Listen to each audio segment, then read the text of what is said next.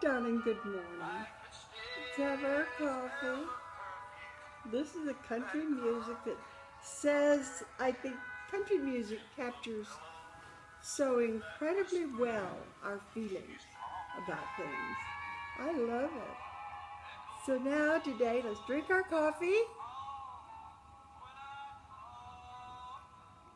And I'm going to tell you about the crashing blow of my dreams. But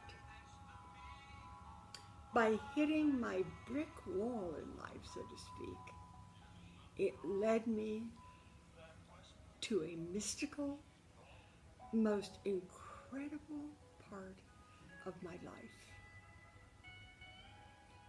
So I want you to know I'm not complaining. I'm not feeling sorry for myself. Far from it. I think I escaped. I escaped because the kind of life that Al and Dee Dee have led uh, just doesn't suit me and my personality and my calling. I had a calling. But let's go back to my beautiful home in the Napa Valley. That was just the most uh, incredible place. And perhaps you can appreciate more the the idea of why it was so important to me. I think it'd be important to lots of people. But Al said to me one day when I said, "Oh, I want grass, I want lawn." I grew up in the Dust Bowl of Oklahoma. I write about it in Peeing on Hot Coals. It was a very hard life. We were hungry at times. We just had bare earth for a yard. And most of the time, we moved a lot. And I craved a home. And River Meadow Farm was the first home I'd ever had. I'd had houses. We were living in a penthouse in San Francisco that we owned, but it wasn't home. You know, in the cozy, kind of wonderful, magical, book-like places. So when Dee Dee came over and insinuated herself into our lives, I'm totally accepting of people. I never question anyone's motives, unless it's pretty obvious. And she was pretty obvious, but I didn't question her because she pretended to be my friend, and Sean adored her. Uh, she would take Sean off, and with my permission. And I found out when I read Sean's book, Oh, the Glory of It All, I found out for the first time how Dee Dee was making Sean feel that he was so important to her. He was in love with her. I mean, really in love. He had all these child fantasies about Dee Dee, which she fed. But I didn't know that. And at one point, Al and I went to, Sean wanted a dog. All kids want dogs. And we gave him the speech, you got to take care of it, blah, blah, blah. So anyway, we went to a pet store and we bought him two little fox terriers. They were so cute. And Sean loved them. And when we got back home to River Meadow Farm, the first thing Sean did was get on the phone and call his best friend in the whole world, Dee Dee. And she said, whatever she said, I don't know, but I do know she said she'd be right over.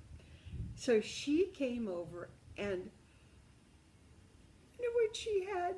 She had a little female fox terrier that she had gotten. Now, I didn't know the machinations that were going on with Al and Dee Dee and this whole thing that was happening behind my back and sometimes in front of me, and I'm blithely going on. I trusted my husband the way I'd never trusted anyone else in my life other than my father. I, I just think that, oh, I had the most wonderful father, and then I had the most wonderful husband in the whole world. I knew I could trust him. It didn't matter. He was there for me at all times. And he'd seen me through the death of my best friend, Mary Lou, that I write about in The Intruders. He had been a wonderfully attentive father to Sean, and we had this so-called perfect life. And then when Dee Dee came over with that little dog, the female, and they were rollicking on the lawn, my wonderful lawn that spelled everything comfortable to me, Dee Dee looked up at me. I was standing on the surrounding porch, and Al was there too. And she said, she's very flirtatious. She's tiny and like, oh my, and I'm the opposite of that. And she said, oh, I haven't told you what I've named my little sweet doggy. And she kissed the doggy. And then she proceeded to tell us what she named the dog. I'm calling her Mrs. Wilsey, since that name isn't being used. I beg your pardon? Did I hear you right, Dee Dee? She was playing on the fact. I mean, I just can't believe people can be like that. I cannot believe it, but I lived it. And I'm sure that many of you have lived similar things. So you know what I mean. But I had, at one point after Al and I were married, and I had had this big career, and suddenly I was Mrs. Alfred Wilsey. And I loved being married to Al. But I didn't see any reason why Pat Montandon should just be fade away. I didn't understand that, and it didn't feel right. So I investigated the idea of women keeping their own names when they're married. And I called it OWN, and found out that there was no legal reason to do that, and that I could change my name back to my own name without going to court. And so I talked to Al about it. I got all the facts, and then I said, Al, how do you feel about me using my own name? You know I love you, but your name has nothing to do with me in terms of my history and my family and my heritage.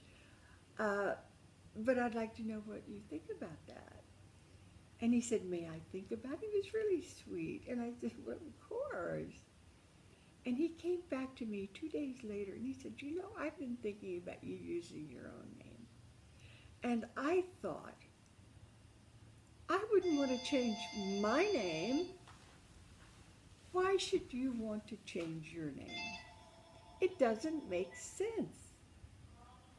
And I said, well, no, it really doesn't when you think about it. But he was so sweet. So I founded the Name Choice Center, went all over the country and all over the state initially, letting women know, and men too for that matter, they had the right to keep their own name. And they could write for a fact sheet and so forth. So when Dee Dee said she was naming her little Pookie doggy, she talked like that, Mrs. Wilsey, it was like such a slam at me. So after she left, I talked to Al about it, and I said, Al, what's going on?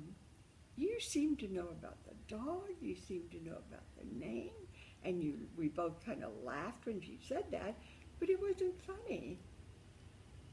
And Al said, oh, she's just a silly woman. She has no substance. I just kind of put up with her.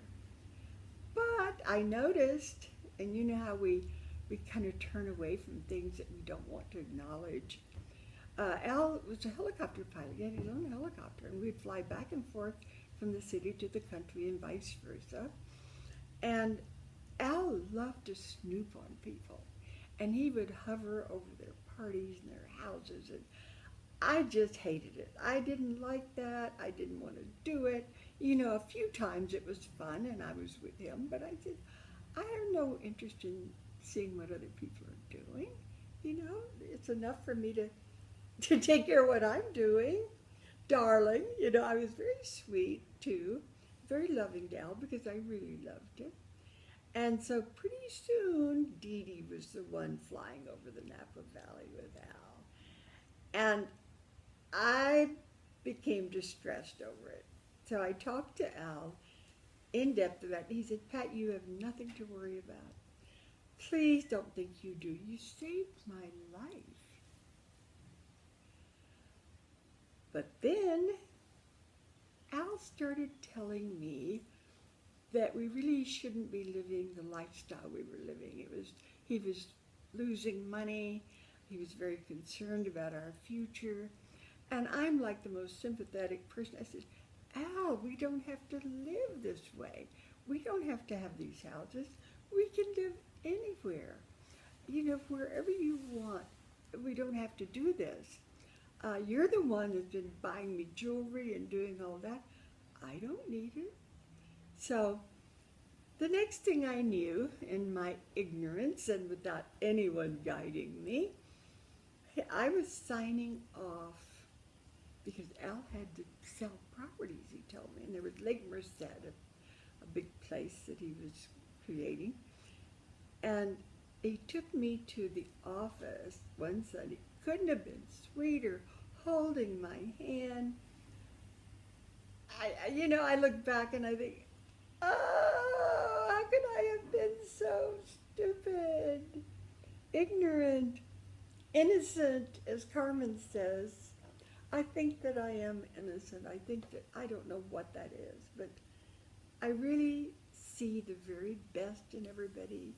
I believe them.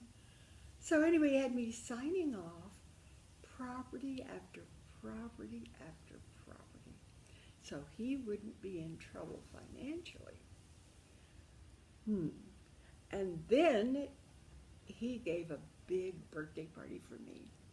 I was turning 50, and that's a pretty big step. So he had it was a surprise, a Trader Vic's upper room, and he had our driver. We had this wonderful driver named Clifford, a man that I loved. You know, he was just the most wonderful man, a former Marine, just a great sense of humor.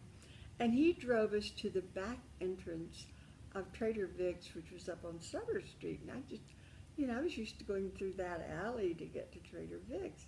Those of you who live in San Francisco will understand. So we get out, we go in, and I said, where is this? What is this place? We go in, and of course, a big group of people there, and saying, happy birthday. And of course, Dee Dee was there, and her husband, John, and Alex Haley, and so many people. And Sean wanted to sit with Dee Dee, which he did. And the party was just wonderful. And I stood up and made a toast to Al with tears streaming down my face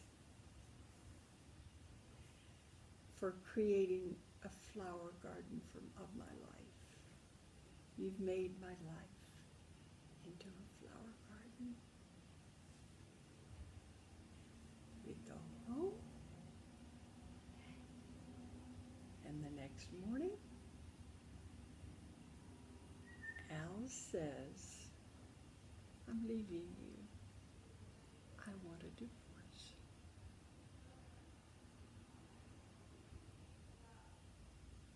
I nearly died.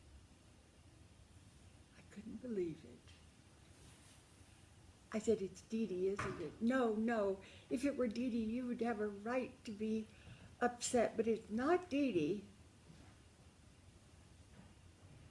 I call Dee Dee as my best friend, or one of them, and I'm sobbing and sobbing, and I said, oh, Dee Dee, Al's leaving me. Oh, I'm heartbroken. I don't know what to do. And I had taken Sean, we brought him into the bedroom to tell him that Al was leaving. And Sean thought he was responsible. I'll never forget that. You know, kids think they're responsible. And I hugged him and I kissed him, and I always gave him a bath in the big tub when he was feeling stressed. So I said, darling, come in, I'm going to give you a bath. And as long as I live, I will never forget.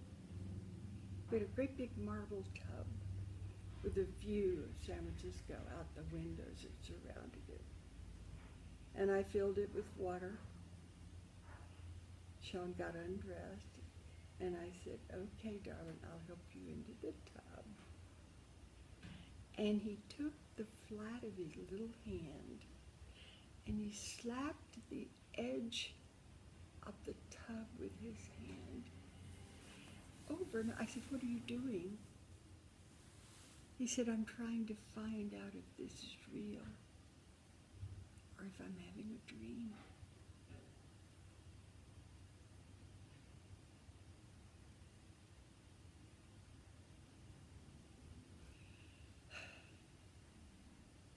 And then, darling, Dee Dee called and said, I'm going to take you to Puerto Vallarta with me.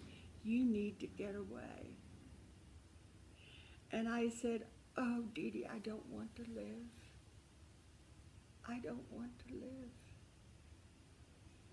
I think I might kill myself. I just don't have anything to live for. Why would Al leave me? Why?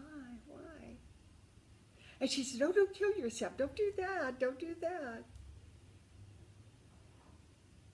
So I went to Puerto Vallarta, took Sean with me, my good friend, so she could console me, darling.